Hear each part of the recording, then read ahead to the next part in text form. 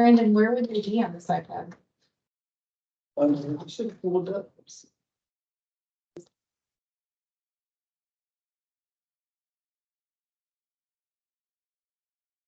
Excellent.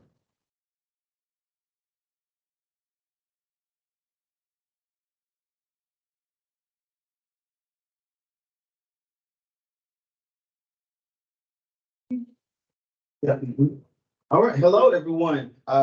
Today is September 27th, 2:30 p.m. This is the BAC Advisory Committee meeting, the Education Subcommittee. I'd like to welcome you. We'll get started. The mission and vision. The mission of the BAC is to advise and to make recommendations to the commission and the director on issues related to bicycling in the city, including but not limited to amendments to the bike plan, bicycle safety and education, implementation of the bike plan, development of strategies for funding projects related to bicycling, and promoting public participation in bicycling. The BAC vision is by 2027, the city of Houston will be a safer, more accessible, gold level, bike-friendly city. So at this time, I'll take our BAC Education Subcommittee roll call. So that then you hear your name, just come off mute. If you're online here, just say present. All right, Chair Tom Thompson, BAC Chair. Leah Chambers, Co-Chair. Jessica Wiggins, Co-Chair. Here. Commander Christine Anthony Miller. Ben Drews. Here. Hey, Ben, how you doing? Great. Lisa Griff. Carl Salazar. Robin Holzer. And Joe Catrufo. Okay. We'll start with our ex officio members. Ian Lavacek. David Fields. Present. Juvenile Robles. Anyone jumped on? Maybe? Huh?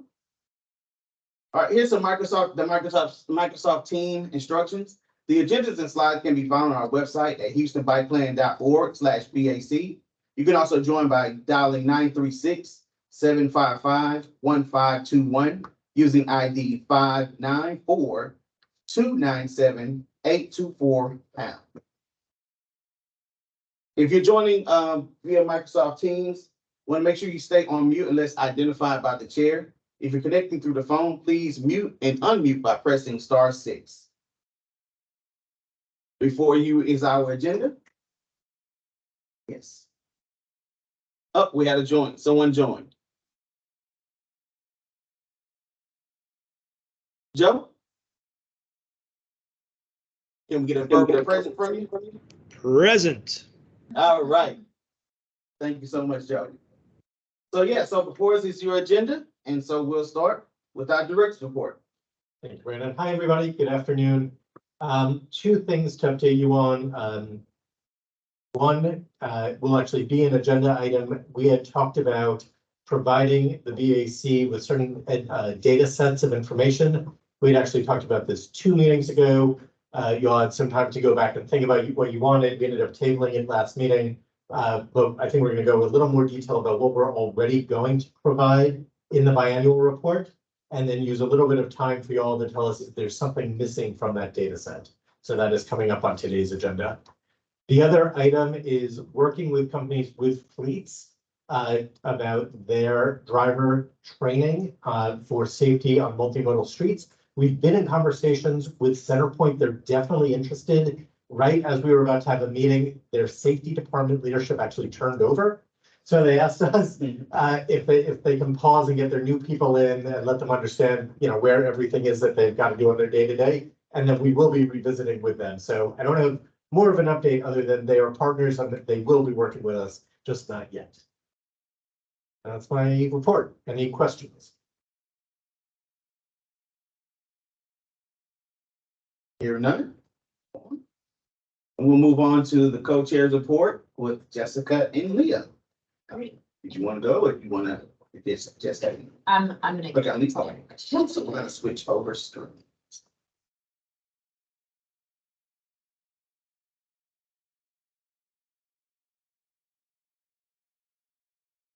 All right. Hi, everybody. It's Leah. I just put a few slides together today to kind of think about where we are as a committee and what we want to be accomplishing next. So go ahead. And as we think about this, really want to talk about what the tools are in our toolbox. And these were 5 that I came up with the other day. So I'd be curious during our discussion time if you all have others that we should include. But the first is to provide verbal and written recommendations to departments and decision makers. The second is to issue statements on bicycle related issues and proposals. The third is to develop new tools or policies that we would like to advocate for. We could also pilot new strategies. And we also could fill small gaps with the 110,000 that we have annually. So that's kind of the tool list that we can use. And if you go to the next slide, it's actually been a year since we did this graphic, which was during this committee where we really brainstormed what does success look like for this group? What are our goals for bike education in the next year? Other things we should talk about. And so there's a lot of things on here, but what we followed up with, if you go to the next slide, was the subsequent meeting of, okay, what do we actually want to focus on? And at that meeting, which was, that was actually a year ago. The other one was in June. Starting to focus on training, the bike friendly training, and then starting to talk about sort of bike education providers is really where this went. And if you go to the next slide, out of our conversations, and again, this is me translating what we're saying. So during the discussion today, I'd love to hear if you all feel like this is on track or if this is different. But it felt like the focus of this committee was to really support a changing landscape in a way that is bike friendly, bike forward, and safe. So in this committee, we're talking about messaging, sort of about the benefits of bike mobility and infrastructure. We talked about training both bike friendly drivers and bike riders, and then promoting bikes, bike riders, access, infrastructure projects, all of that. So that's kind of where I felt like we said we were a year ago is what we wanted this committee to be about. And so since then, next slide, we have actually accomplished 2 significant things that David mentioned today. The first was we resurrected the bike friendly training, and Commander Christine was a huge part in this. And I say I did absolutely nothing. So this one should really be Christine. But updated the training, formalized a survey on how to sort of track it, coordinated the implementation of it, and it is now in the city's TMS training system, which is awesome. At some point, maybe we can get data on how many people are taking it.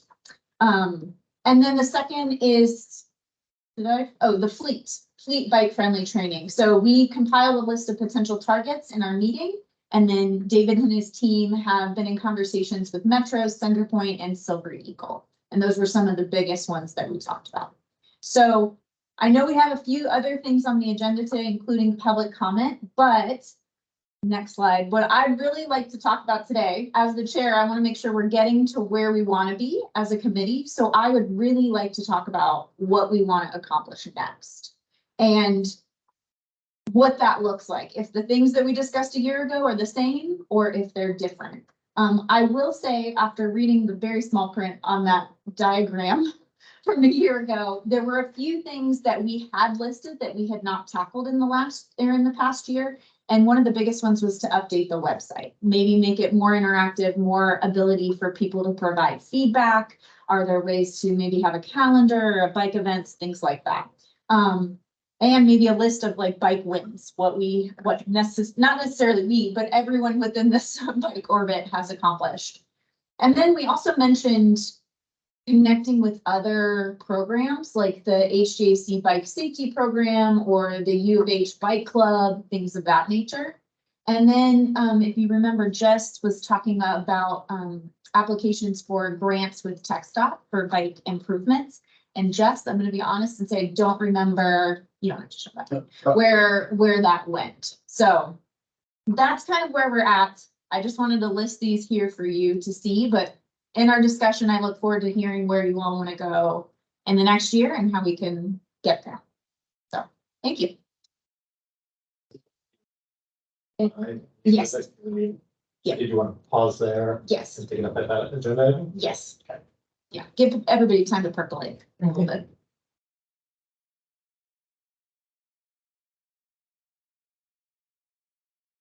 And so these slides, just wanted, just to inform everyone, these slides, came in a little towards the tail end, so this will be part of the final agenda package. Apologies to Brendan. Thank you for that, Leah. So now we're on to public comment. You can send written comments to BAC at houstontx.gov by 5 p.m. the day before BAC meeting. Comments will be read aloud by staff during the meeting. You can also comment by phone by dialing 936-755-1521 using ID 594-297-824#. You can also press *6 to unmute when called on by the chair. You can also comment via Microsoft Teams. Just type your name in the chat and what you'd like to comment. The public is invited to speak up to 2 minutes at the beginning of each meeting. So at this time, Chair, we did receive one public comment that I'd like to just, there was a map that came along with it. It says, hello, I live in Sunset Heights, and I would like to propose adding a bike lane to the highlighted area below to the committee. It will reduce traffic congestion on the roads. It would also enable current trails to connect to each other. The highlighted area has a lot of pedestrians who use the streets to transit between commercial areas. People frequently walk across Main Street without great crosswalks. I see cyclists ride with cars along going 30 to 40 miles per hour down Main. The above would ideally reduce car use over time, which will result in less fume/pollution. And this was signed by, I cut off his name, I believe, sorry. Brent James. Brent James, yes. We responded to Brent and let him know, actually this segment is a part, it is on the bike network. It has been approved. We let him know that we do have a priority list that we're working on. And so as we do our reprioritization coming up soon, I believe, we'll see where this scores and we'll get back to him. And that, just to confirm, that's 20th Street Yes, yes. out to, Looks like Nichols still. Yeah. Do we know where it is on the priority list at the moment? I don't know. Okay, But like I said, we're gonna rerun the prioritization and we'll see what comes out. Okay. So we'll make sure we'll keep this comment in our back pocket to see what we got. Is there anyone in the chat at this time? it's like Ricky is now here. You can say hello. Hey, yes, we have all of them here. Okay. Hearing no more public comment, we'll move forward. And we'll talk about priority of data sets needed to educate the community. I believe Leah, are you leading this one? Okay, I would be, okay. All a team. Okay, sorry. Okay, That's okay. Hold on. So to remind everybody what we're talking about one more time, every 2 years, the planning department puts out the bike plan metrics, the bike update report. We are working on that right now. We hope to have it in time for the BAC the whole next month. And there are standard data sets that we put together based on recurring data that we can start to compare 2 years over 2 years. I'm not going to read every single line on the next slide. I think it's two slides. yeah, but these are the main three that we look at: improve safety, increase access, and increase ridership. So these are those three. Yeah. So, and those are coming, but we had been asked a few months back, what else, there may be additional data sets in the next report that we do that you would like to see, or even could we do a supplemental report on possibly more focused stuff year by year? And we can take a look if we can accommodate that in the work plan. But what we need to hear from the committee is, aside from these data sets, what else would you like to see? what we're trying to avoid is staff goes and runs around and collects 1,000 data sets, and then you all tell us, that wasn't what we really wanted. That wasn't a good use of everybody's time. So what I would propose, if the chairs are okay with it, everybody take 1 minute and look at these 2 slides for the 3 categories, safety, access, and ridership. And then percolate for a sec about what isn't on this list that you are thinking about. And then we'll just do a call and response session on what else. And then we'll take that back and see, is it close to something we already have? Is it a readily accessible data set that we can do? Or is it something we've got to figure out, where that data would go? Okay. Yeah, that was what I was looking for. Thank you.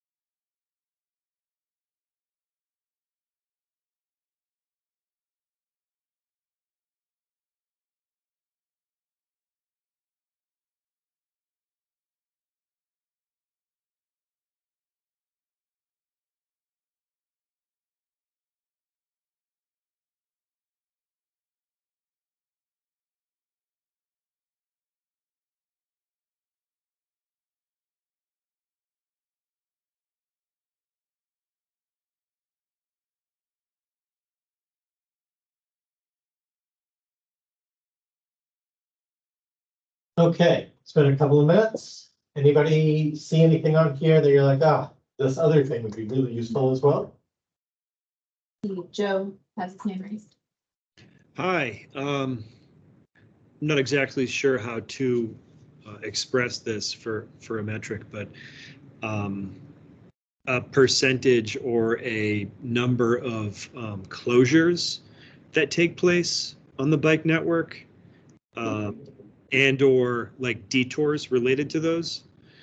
This is something we've recently found to be somewhat problematic in a number of ways. First and foremost, in terms of safety, like when we see, for example, Buffalo Bayou Greenway shut down for 9 days for a 1-day event with black wire fencing, for example.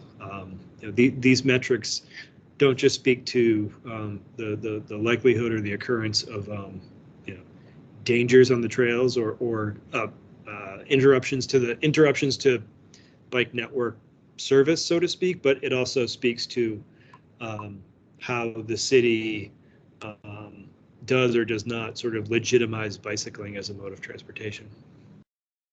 Joe, can I ask, can I make a friendly amendment? Can you tell me if you're okay with this?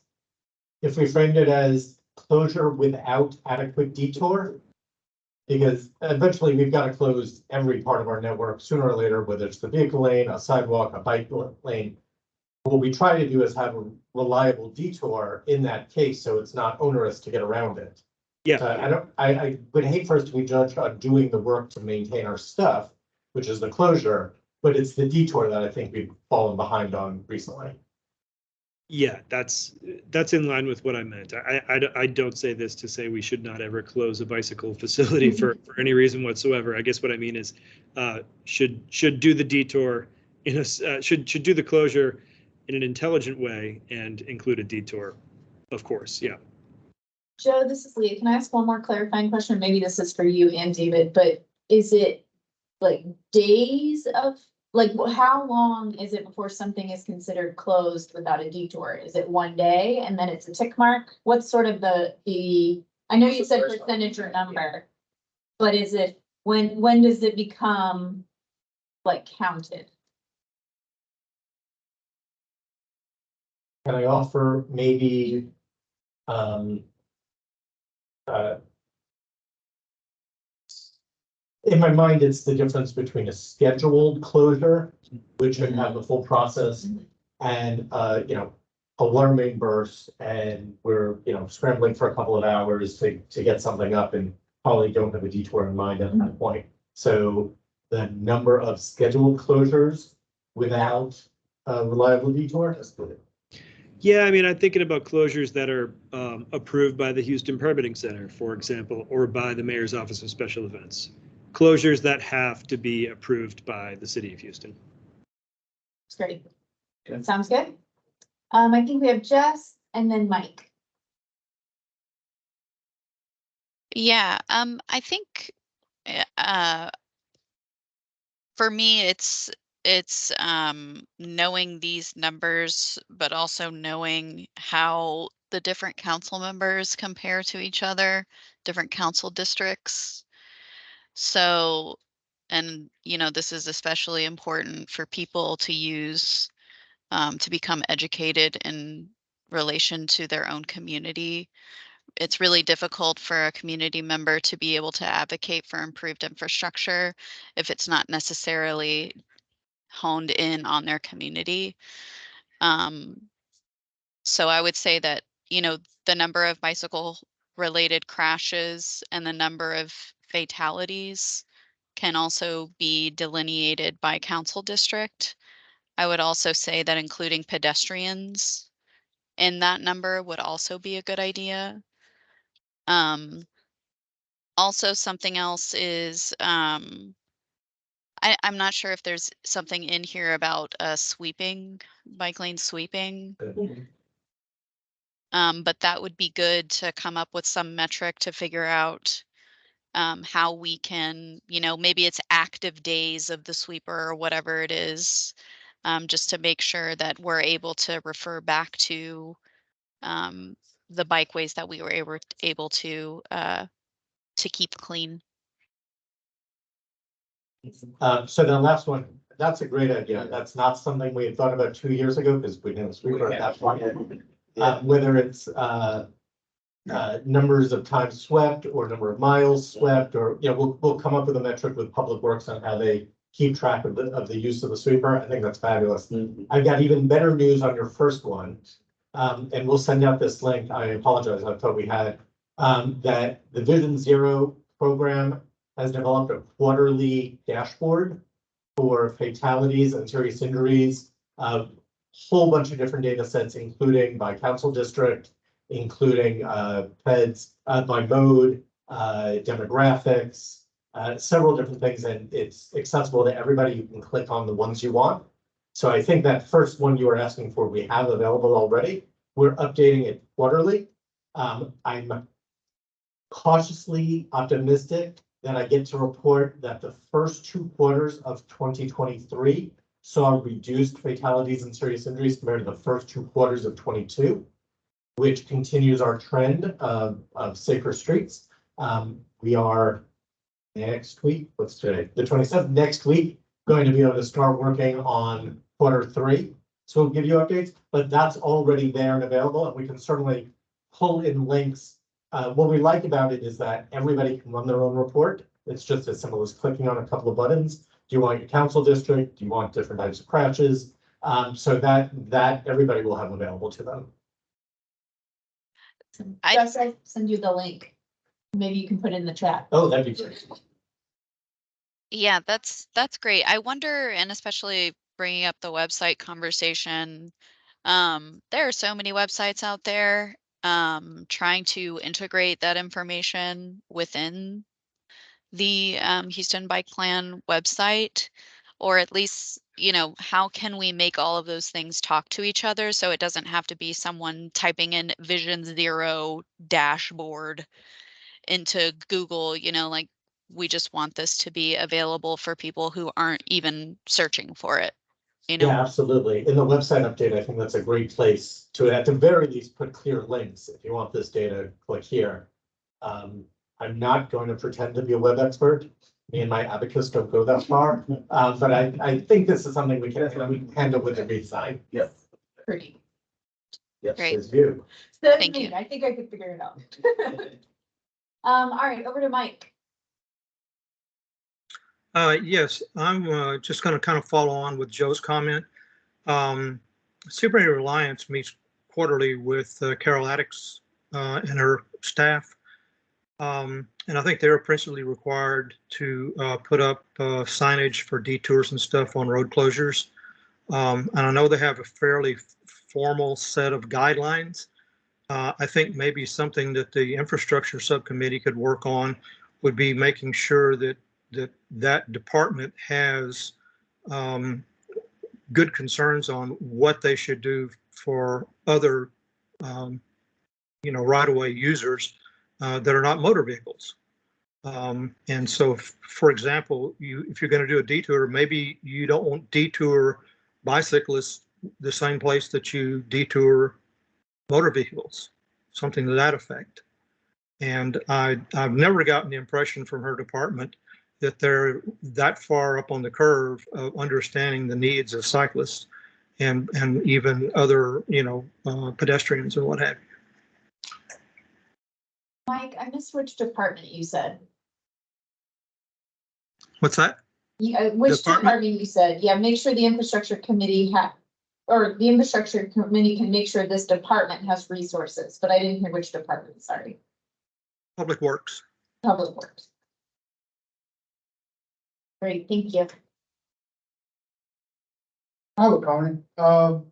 So I'm looking at safety metrics. We have bicycle fatalities and crashes reported. So this is reported based off of law enforcement agencies. The statewide. Okay. So sometimes some of those crashes aren't reported, and people just, for whatever reason, they're not comfortable reporting it, and they just have a crash and they just deal with it on their own. Like, what options are available for them to submit some kind of information like that? If it's not reported, we can't use it. Like we have no way to verify what happened. Or a hospital bill or something like that? Yeah. Okay. Then anybody who wants to view data can just submit something and say this was a bicycle crash. Okay. Well, I do think that there are hospital reports, like someone does have that reporting that But nobody's exists. verified the cause. All a hospital can do is say there was such and such a person who came in with such and such a condition. The hospital's not going to say there's a bicycle and a pedestrian or a car and a bicycle. They won't confirm any of that information. They're not qualified. Okay, Trevor wrote in the chat, something that jumped out on this list to me are the B-cycle ridership numbers. The presumption when something fails is that there wasn't enough usership. But in this case, it was a funding issue and that organization couldn't keep up with the demand and limited funding. It'll be great to get some clarity on that one. So I'm going to ask legal. I don't think that's an issue for the data sets you're looking for. I think that's a question about what's going on with B-cycle today. So I'm going to ask if we can hold that till a little later, please. Mike, did you have your hand raised? Did it go away?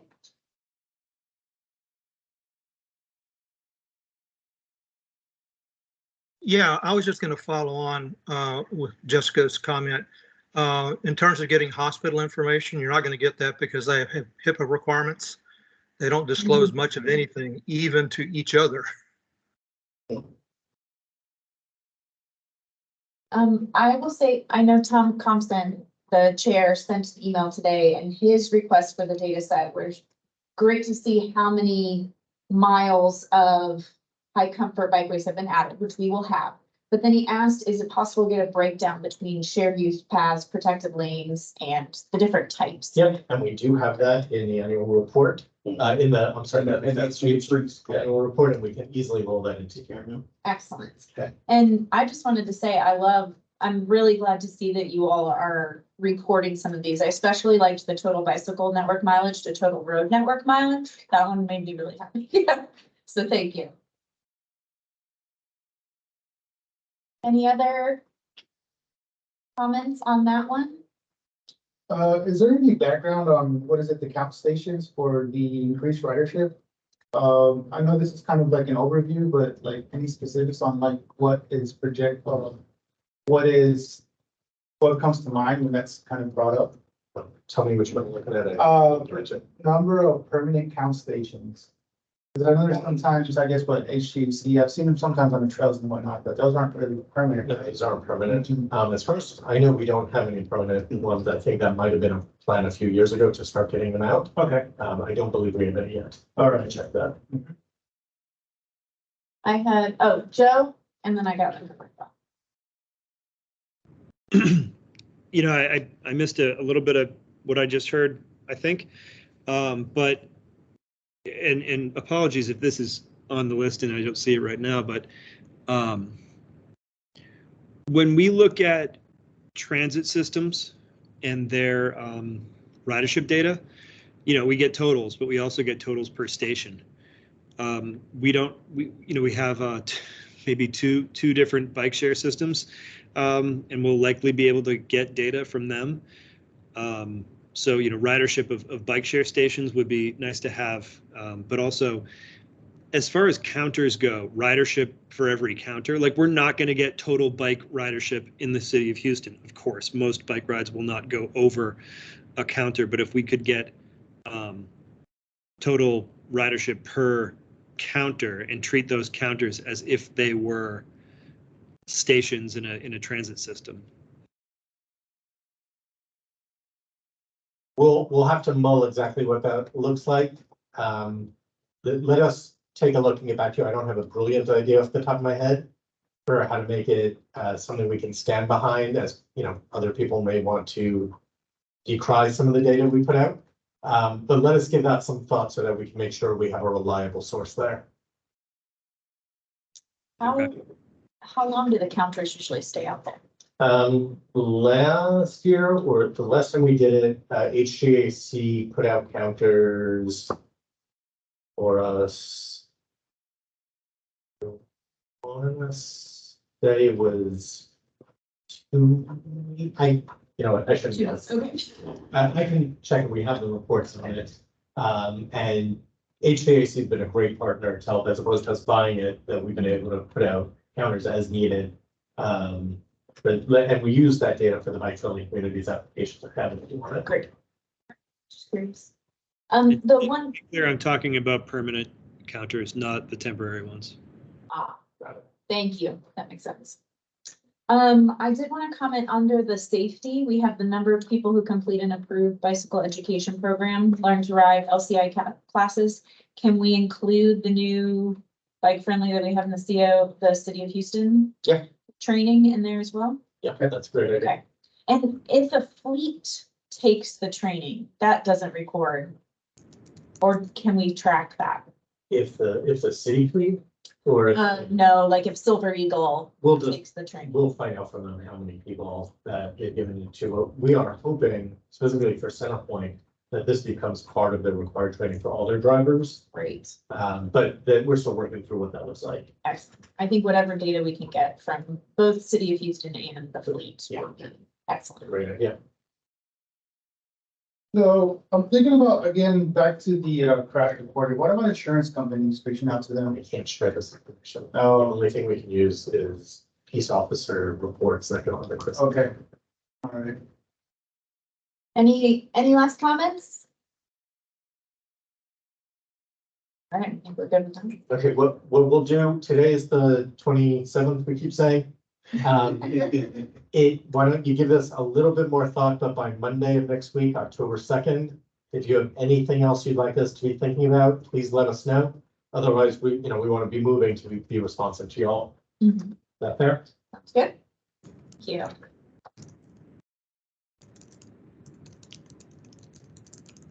All right, so the next section, hopefully you all have had a little bit of time to sort of percolate the ideas that we put out there from last time, and I'd love to hear what you all would like to accomplish this year.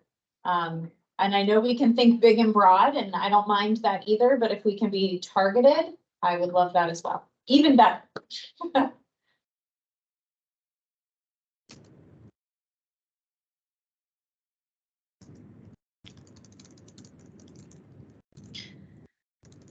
Jess, you want to go?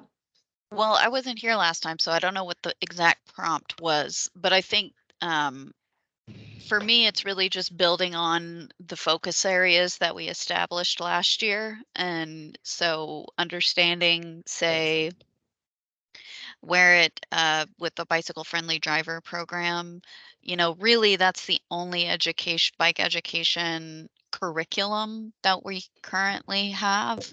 And so I'd love to see that the uptake of that increase by, say, 25% on both the public or the private company side and on the internal side in City of Houston as well. And Jess, what do you think our actions are to get to that?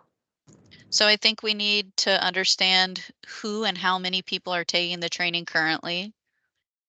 Okay. And we have well, hopefully the survey was also attached to it, because that survey will give us more information on whether or not people are finding that useful. Mm-hmm.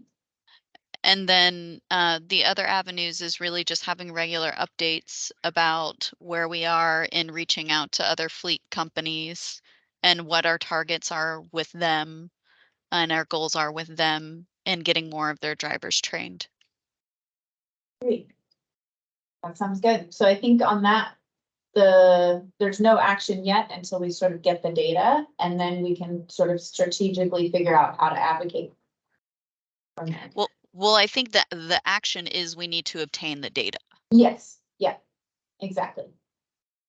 Which David's teams we're gonna work on. Any other ideas? It can be big or small. How do people feel about updating the website? Should do that. I know it's short-staffed, but when you tell people their email for the clerks or bike plan, you want to see relevant information. Like the clerk, there's the appearance at least that, well, not the appearance, but just, when people go to the website, letting them updated information. Or something that email us or about something like that, where concerns, so that we'll just take them to their email clients, and something. Because I think if you look at the website, it's all the information and then things at the bottom or something like that, we can just click or hyperlink, something like that. But a button, but like clicking on stuff, which makes it more visible, advertised wise, Mm-hmm. that can go some way. Great.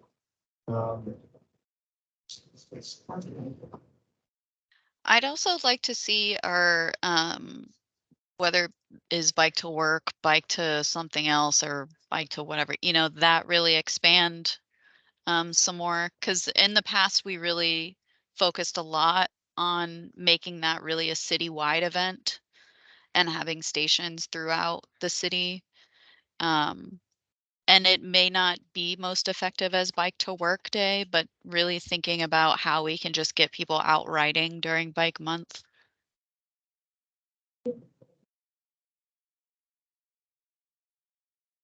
And do you think that's,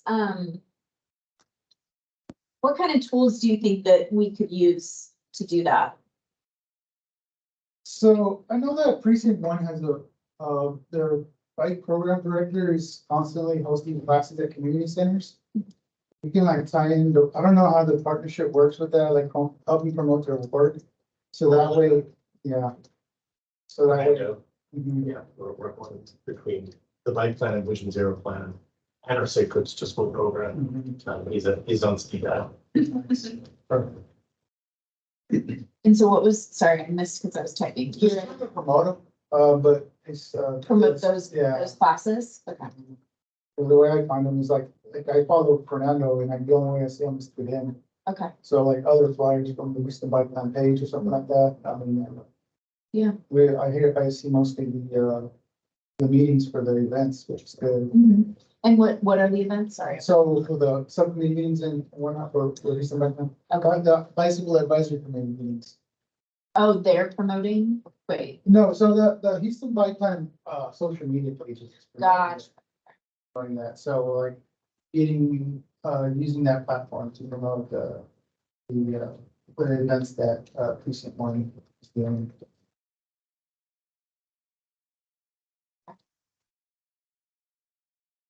And sorry, what are the precinct one classes? So he does learn to ride and, Learn to ride, and, okay. bike mechanics classes Okay.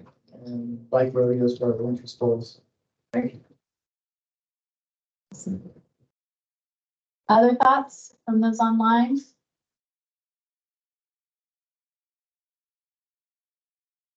So far, we've heard, increase the bike friendly trainings by 25%. That's an accomplishment we want to tackle. We want to update our website, both to be more current, but also more interactive and more informative. Are those safe to say? I just made that up. I don't even remember the third one I said, but, and then the last was really, promote activities during Bike Month. And we could brainstorm at our next meeting, maybe some more strategic tactics, unless folks have ideas right now. But those feel like three good things for the year. Any other ideas? Yes, Chris? Yeah, so I'm with HJC. So we have we're in the process of finalizing the funding and the plan for our next round of bike safety classes. I believe it's through 2026. So we have funding, and so Susan Jaworski, the other bike ped planner here, and myself are both LCI certified. We have an item in there we discussed hosting an actual certification seminar. So basically the weekend long seminar that is required to actually be certified as an LCI.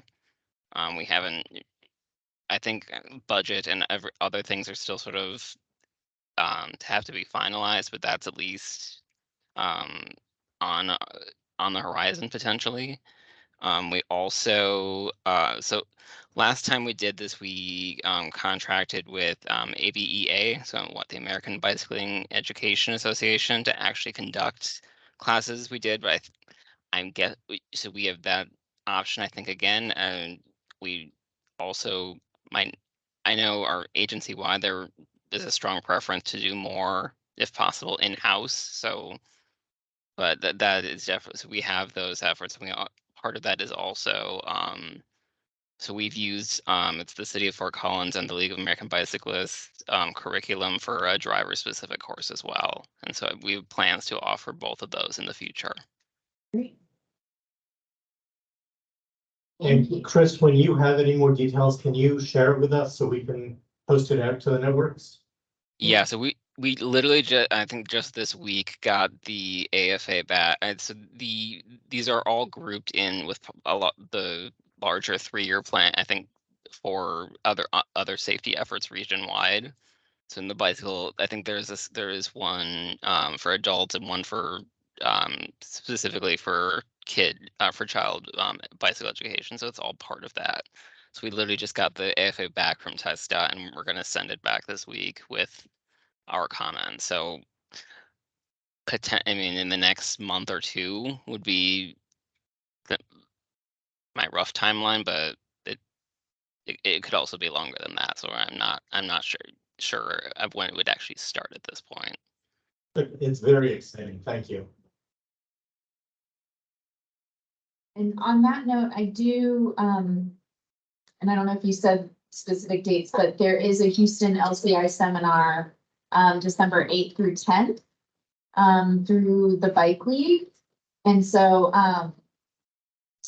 that they're looking, at least last week, they had 5 people registered already, and they needed at least 8 to host the event. So, I can't put it in the chat, but I'll have Brandon put it in the chat with the link. And if you all want to encourage folks to attend that would be great.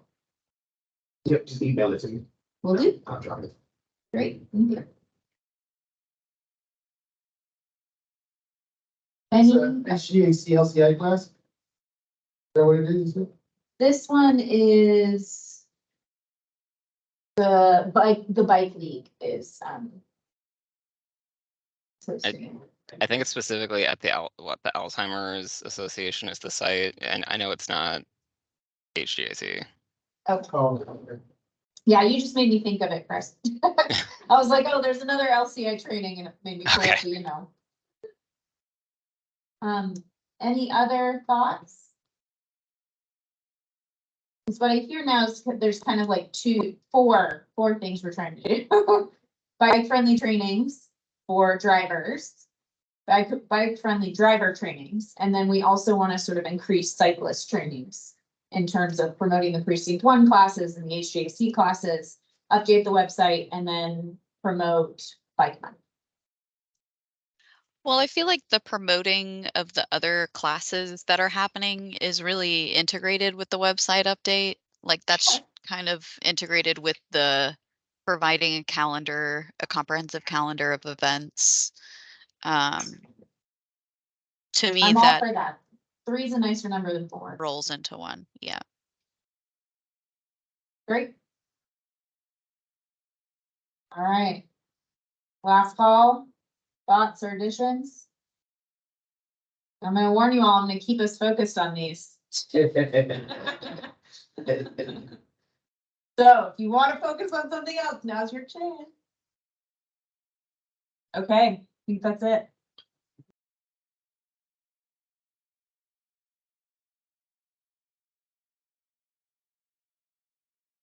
All right, our next one is going to have a discussion on bike to work expansion. This was a topic from last meeting, but just wasn't able to join us. So wanted to bring you back around to see if we have any further discussion.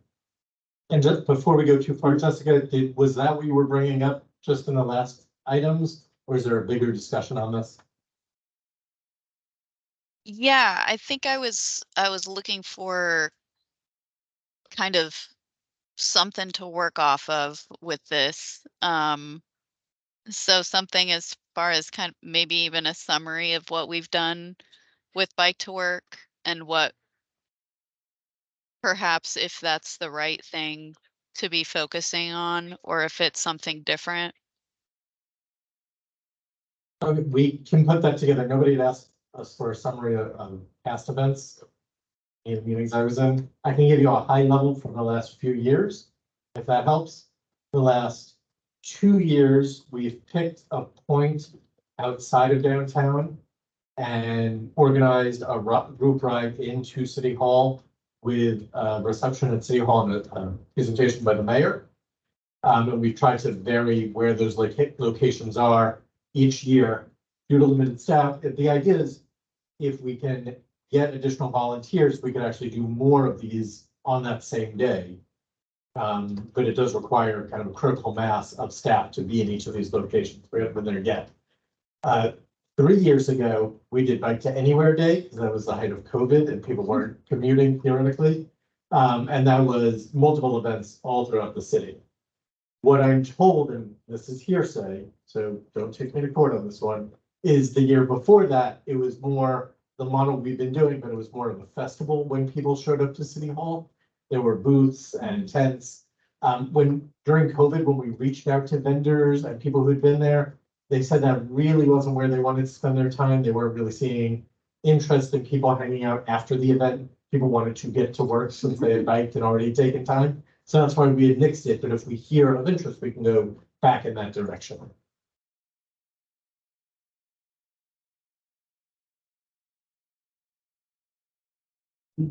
Yeah, I'm not sure. I think Bike to work day is city holiday. We work on that for the year. well, I think I'm sure a lot of people would come to wait. So we don't come to work on Bike to Work Day? I think what's really hard about Bike to Work Day is that it really caters just to city staff or people in like working at the city or near City Hall. And I want to brainstorm ideas of how we can just celebrate Bike Month, more generally and not necessarily focus all of our efforts on Bike to Work Day when it's really just, it doesn't make sense for anyone else's schedule. Sure. If the BAC wants to direct staff to stop putting resources into the traditional bike to work day and focus on something else, we'd love to hear the ideas of everybody. I don't necessarily think we stop doing a bike to work day event, but I think that it's worth thinking about how we can expand it to it be more relevant to the general public and bike riders. It might not be an event that the city hosts. It may just be tacking on to something else that's already happening in May. I'm sure Bike Houston has lots of things planned in May. I'm sure that there are lots of other bike groups that have something going on in May. Is there a way that we can support them, and perhaps a new way that promotes Bike Month? It could be as simple as us identifying a bike event that's happening in May and setting up a table and having like some kind of educational materials with us. I think maybe I was misunderstanding. I appreciate that. I was imagining you were saying different types of rides throughout the type of month, throughout the month that the city was hosting and organizing, which just like Bike to Work Day, that's pretty resource intensive. But coordinating with some of our partners and being part of some of their events, either with information as well as communicating it out, I think that is something we can definitely add into the work plan. Jessica, I don't know if you'd be interested in May. Gorba hosts a mountain bike race that's become one of the largest in the state of Texas, and one of our third annual next year in May. It's the first weekend in May, and we had 800 competitors, or close to 800 competitors there this year. So we expect close to 500 to 800 next year again, or maybe more. But it's a great visibility. It's in Sugar Land, but it's in the greater Houston area, and I think it'd be a great opportunity to do what you're talking about. Yeah, I think that's a great, it's definitely something to consider. I mean, as a first step, it's really building that calendar and just knowing what's going on in the bike community. And then after we know what's happening in May, we can then make a strategic decision to say it makes sense for us to show up at this event and show our support. Good. One thing I will ask for this committee is, as we hear about, I'm happy to manage that calendar, or at least a low-tech list of those events. If people know of things, feel free to send them to me, and I can kind of keep a running list. So as we get a little closer, we can start brainstorming how best to leverage this committee. We have a comment from Ben that says, I think an expansion into the bike to school initiative in May. And Joe has his hands up. And I think it was Ricky who said, I like Bike to Work Day, but it does more cater to those in the area. All right, Joe? Yeah, I don't know if this is the stated intent of this segment, Jessica, so I don't want to take us too far off base if that's not the goal, but is there a discussion of like bike to work days beyond the national bike to work day, week, month? We have a city council member who celebrates No Car Friday every Friday. We have Earth Day. We have World Car Free Day. We have National Bike to Whatever Day. Like there's World Bike Days. There's a bunch of different existing, holidays or whatever you want to call them. But there's also like a lot of months in the year that are better for biking than May. If you were at this year's Bike to Work Day, it was pretty hot. I mean, it's pretty hot in late May every year. So if we want to expand Bike to Work, could we not be looking at year-round stuff because May is so full?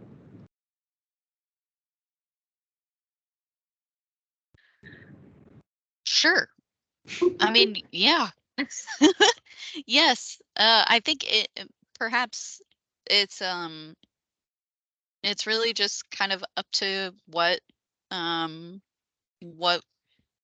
staff can do, right? I mean, and I think regardless, either way, the first step is just knowing when those things are.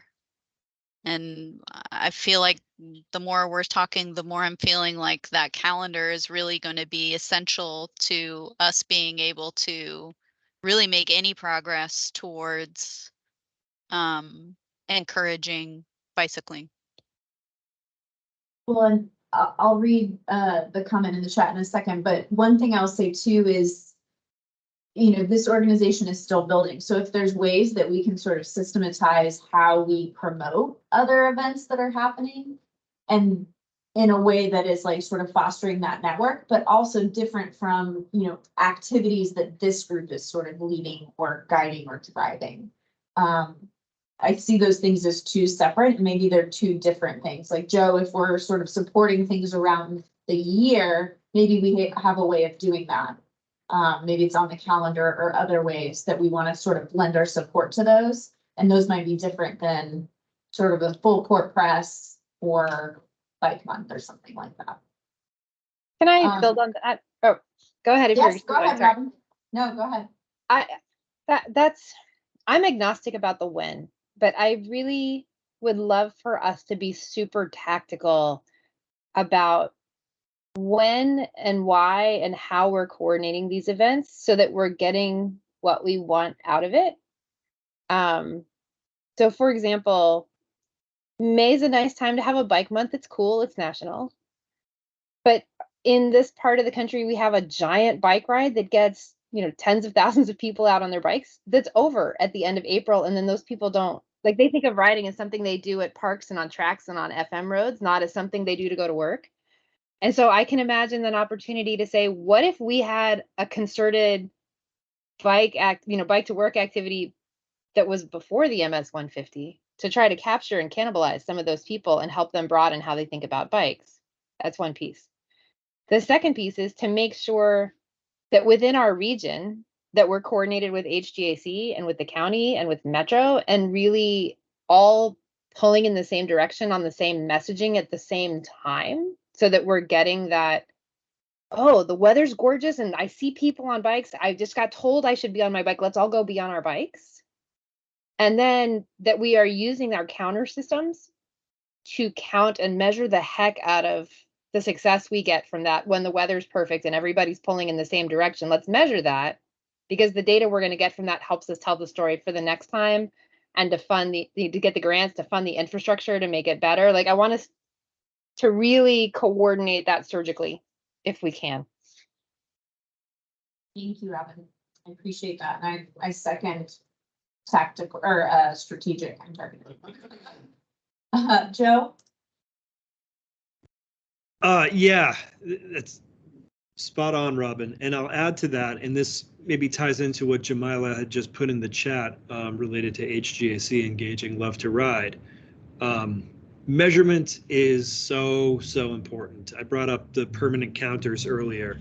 There are going to be more permanent counters coming to the system because we've been working with the Parks Board on this, and three new counters are coming into the system. But on top of that, Love to Ride is, they're working with HGAC. We're working with them, trying to get more people to use it. And that's not just because we want to encourage more people to ride bikes. Of course we do.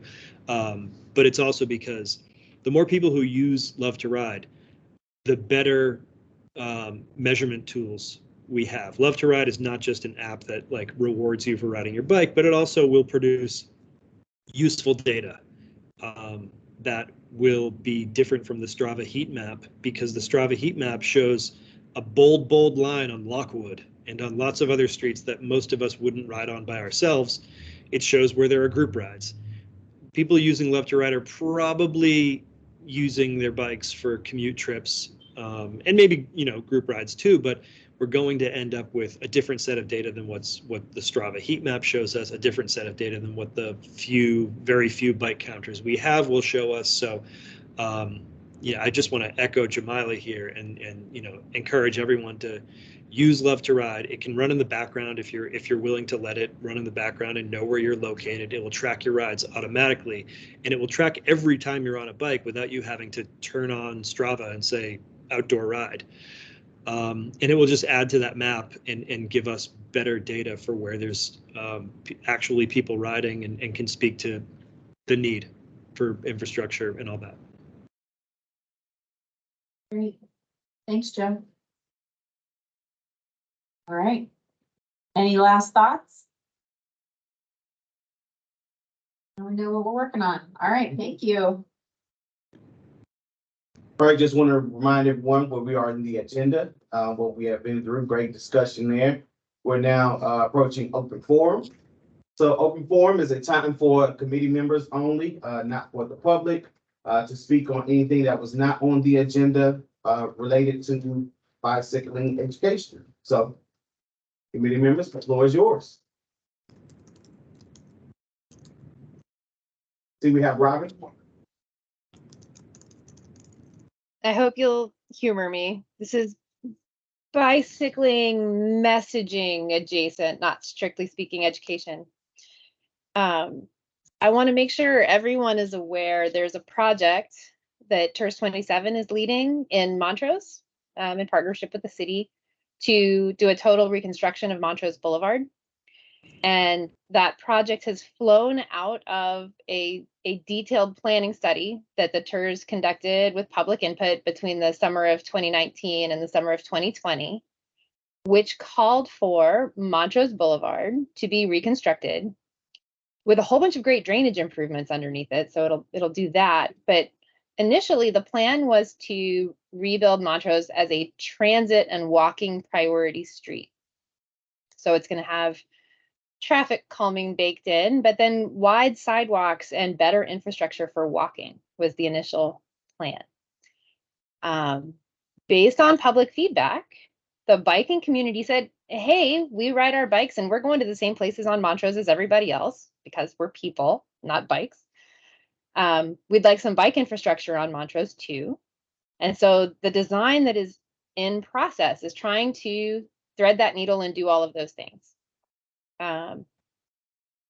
However, I have heard rumblings. I've got an angry green placard outside my neighbor's house that says, terrible, terrible project, hate it, trees, saws, cutting, bad project, trees. And so what I would like to leave with everyone who's on this call is to take a look at the project. And if you see that the project is doing things you think are important, like making safe infrastructure for people who walk, bike, and ride transit, and you're aware that there's an arborist and a landscape architect on the team who've worked really hard to save good, healthy trees in good places and are going to let go of some terrible old pruned, hacked trees in terrible places so that we can have a great corridor with a lot more trees that are climate resistant. So we're trying to do all the things. I would encourage you that now is the time to look into the project, and if you have thoughts about it, share them with your city council people, because there is a backlash about the project right now. And I'll stop talking. I just saw that petition this morning too, so I was curious about it. I'm glad you mentioned it. I mean, it is emotional to those people because the trees are kind of like a characteristic of the neighborhood. And from what I read on that,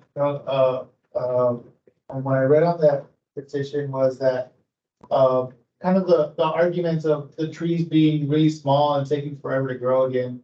So, like I thought, like why not plant some more mature trees to kind of mitigate that argument, right? Because I know, I guess bigger trees will cost more or do cost more, but if you add more mature trees, maybe it'll quell some of those arguments about what they're arguing about. If I can just say one more thing, I think part of what we're up against is there was a time in this city, as in many cities, where the project might have been a simple, hey, we're just gonna like tear a bunch of trees down and give you concrete, blah. And people are sensitive to that, right? That used to be a thing. But I think the public is not all of the public has their heads wrapped around the idea that there are thoughtful planners doing thoughtful planning on our corridors now, and that the plans we're getting are radically more thoughtful and nuanced than we used to get. And it's time to dig in.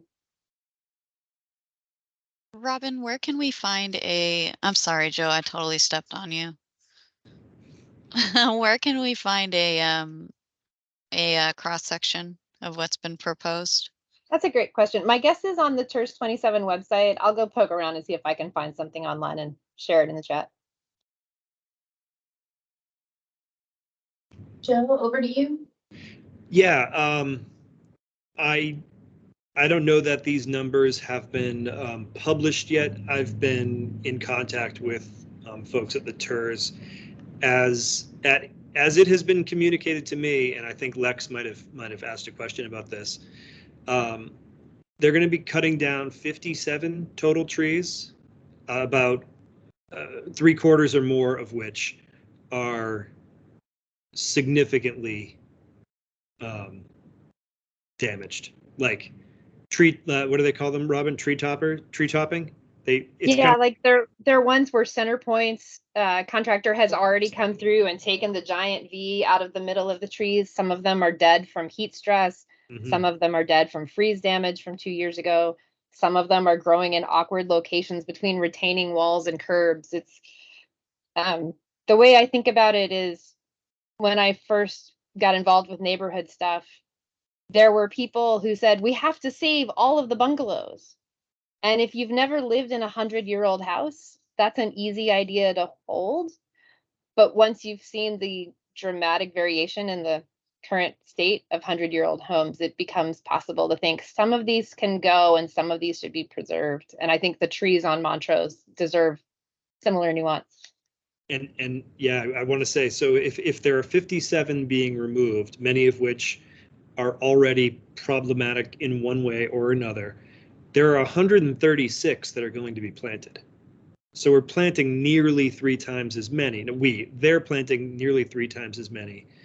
And I just want to also add, recently, my HOA had an arborist come out, and they did a whole tree inventory for us.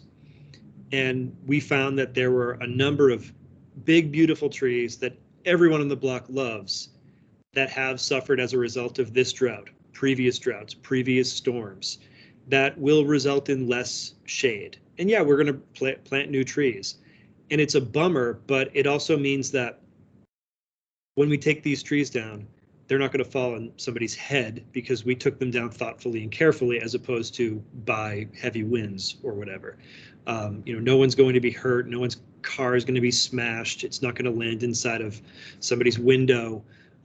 So again, this is about putting in new trees where there's appropriate places to put in new trees, where they won't be entangling with power lines and that sort of thing.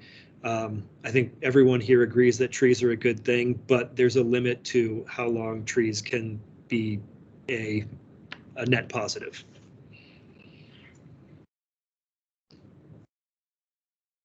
Any other thoughts for open forum? I don't know if it's been mentioned in previous meetings. So one of my main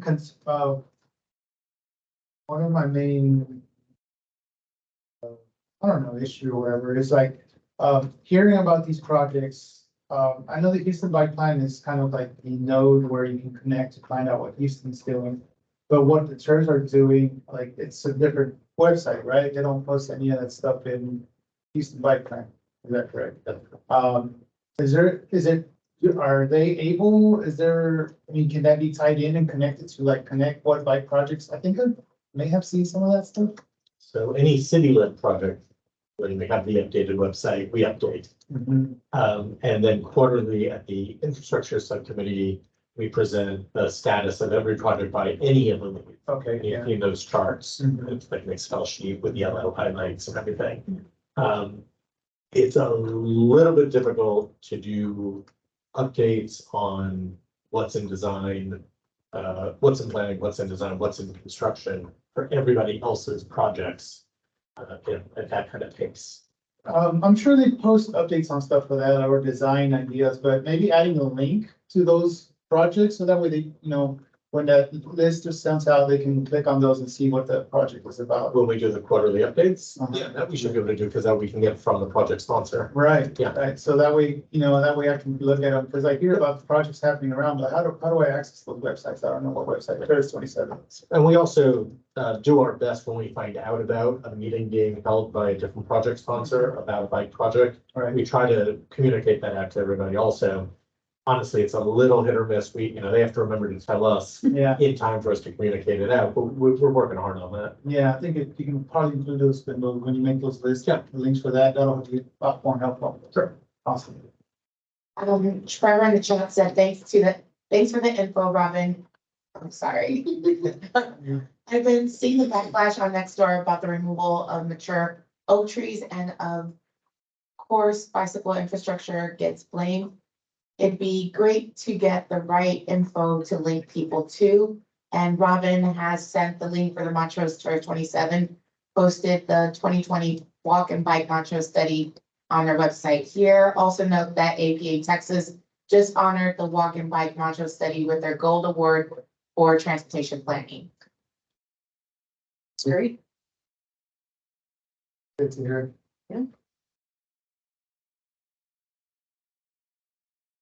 Carry on.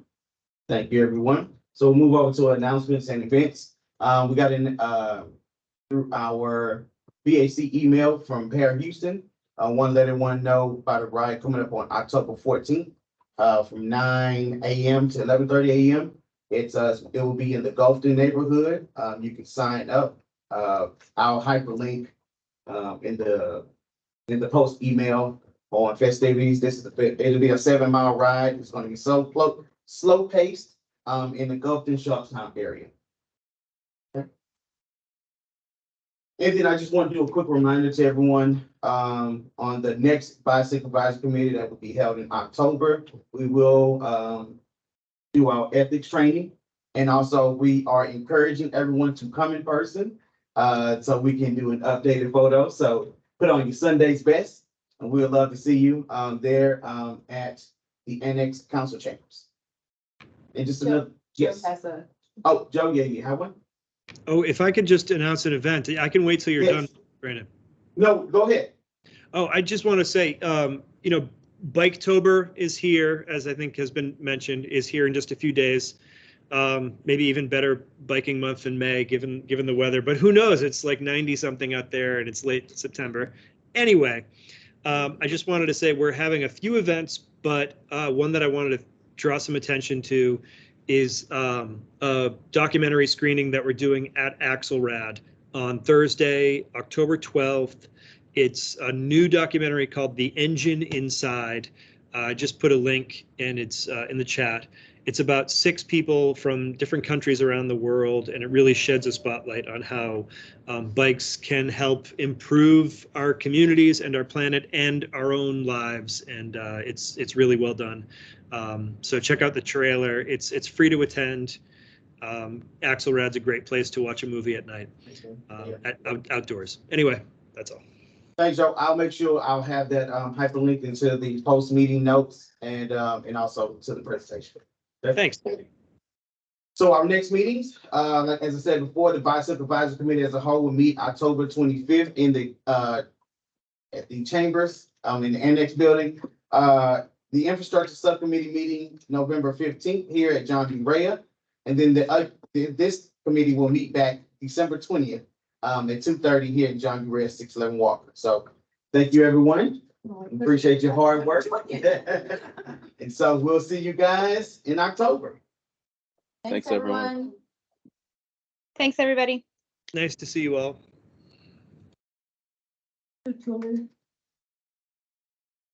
Some of these dates shifted